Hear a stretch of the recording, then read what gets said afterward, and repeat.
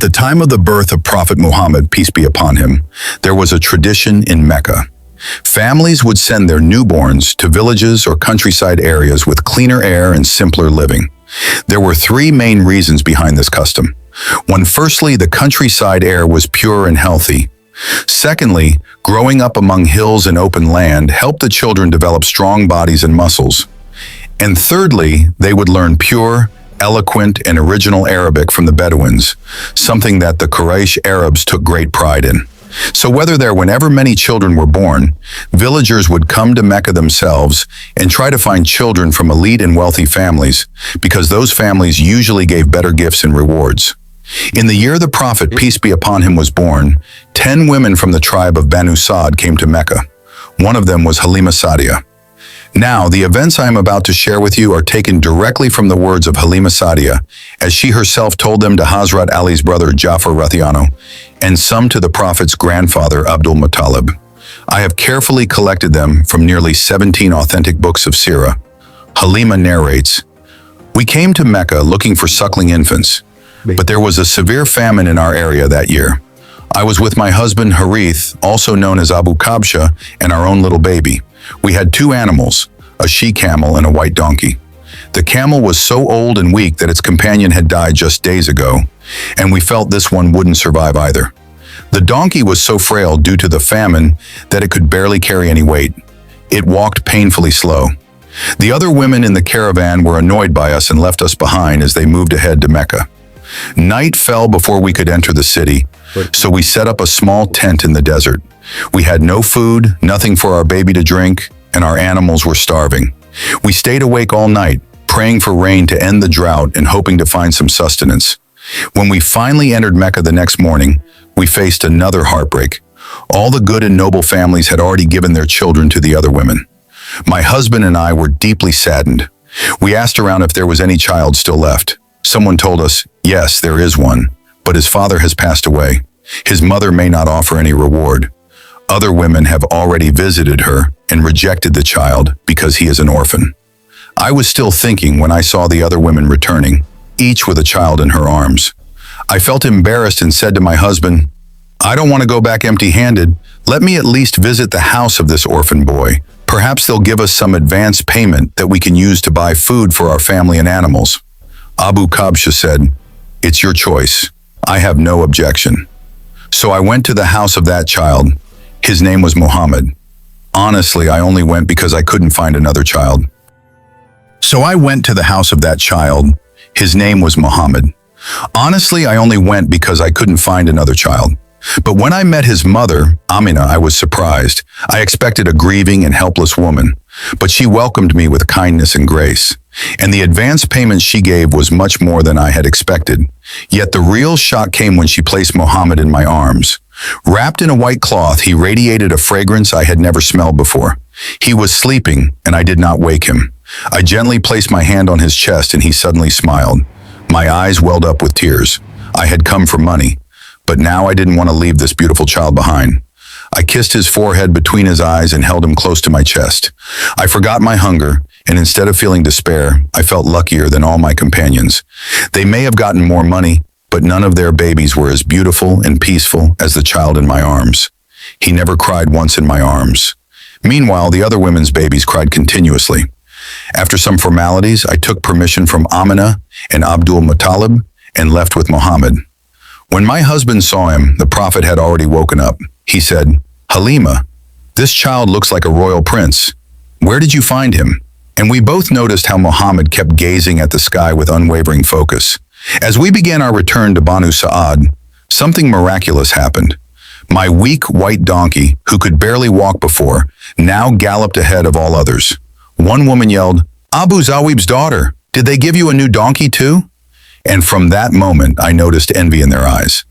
When we reached home, our camel, who was believed to be beyond milk, stood firm and gave milk like never before. Our donkey danced in circles.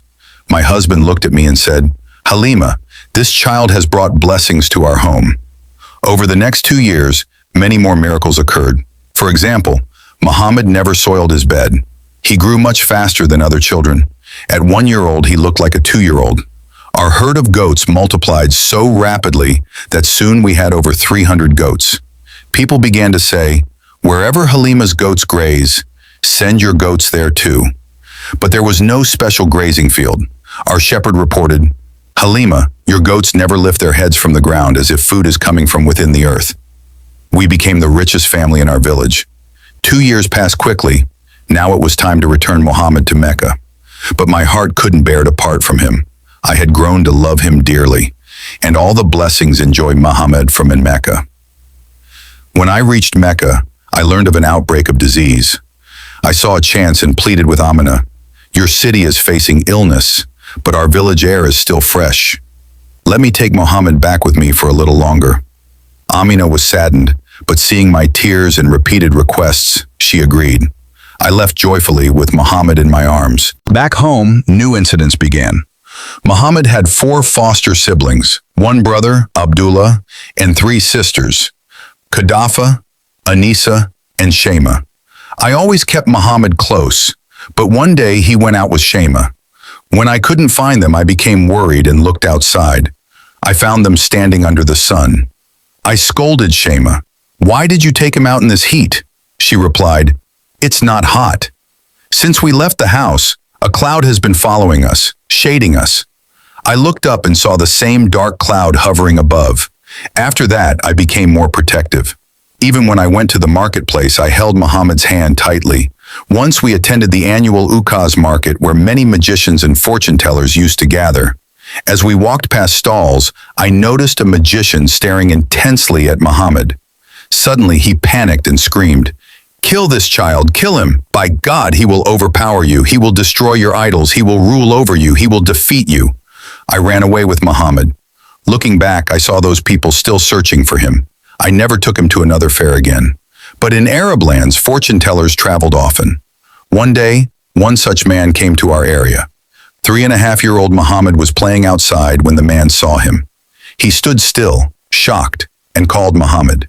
But Muhammad ran inside to me. The man pounded on our door and shouted, "By God, this is a prophet! This is a prophet!" I blocked his view. My husband came, and together we drove the man away. Later we heard that he went insane and died in that state.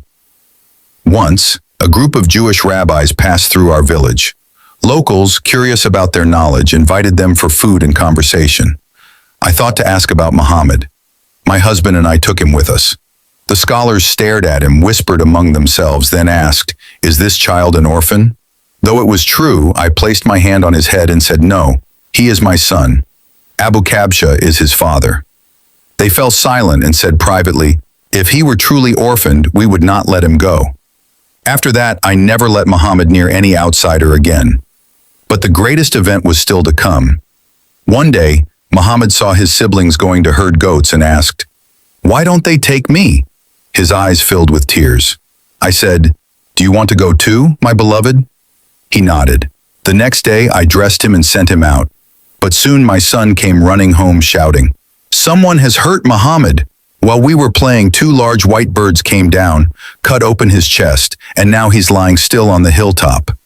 I panicked. My husband and I rushed to the hill, but we saw him standing. I hugged him and asked what happened. He replied, "2 white birds kissed me, opened my chest, and washed my heart in a green bowl filled with ice.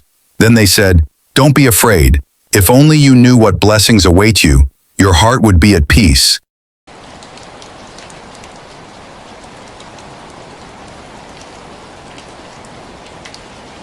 Now I was scared. My husband urged me daily to return Muhammad before something worse happened. Still, our home smelled fragrant and blessings flowed. Then we decided to take him back to Mecca. On the way, a caravan from Abyssinia joined us. The travelers stared at Muhammad and said in Arabic, "Is there something wrong with this child's eyes?" I said no. His eyes were naturally reddish. They whispered, "This is the very prophet. If we take him to the king of Abyssinia, we'll receive great rewards." They tried to take him from me, but I held him tightly all the way. When we reached Mecca, there was a crowd at the gate. I placed Muhammad down to fix my appearance. I heard a sound. He was gone. Panicked, I screamed, "My child is missing." An old man came and said, "Don't shout. I'll ask the big idol about your child. I was furious. I said, what can that idol do? Remember what happened the day this child was born? He got nervous and said, calm down, she's just upset. He entered the Kaaba. As soon as he began speaking, the idol fell and shattered. He came out screaming, don't worry, your child's Lord will protect him. I searched madly but couldn't find him. I went to Abdul Muttalib. He was angry but began the search. Then someone shouted, your child is at the mountains of Tihama. When we reached there, we found Muhammad playing under a tree, which bent its branches left and right for him. Abdul Muttalib didn't recognize him and asked, who are you? He replied, I am Muhammad. My father was Abdullah. My grandfather is Abdul Muttalib. His grandfather hugged him and took him home. He fed all of Mecca in celebration. I told Abdul Muttalib all the events. He said, this child is full of blessings. I wish I lived long enough to see what he becomes. And from here, in the next episode, we'll share the beautiful moments Muhammad, peace be upon him, spent with his mother Amina. Subscribe to the channel for the next episode.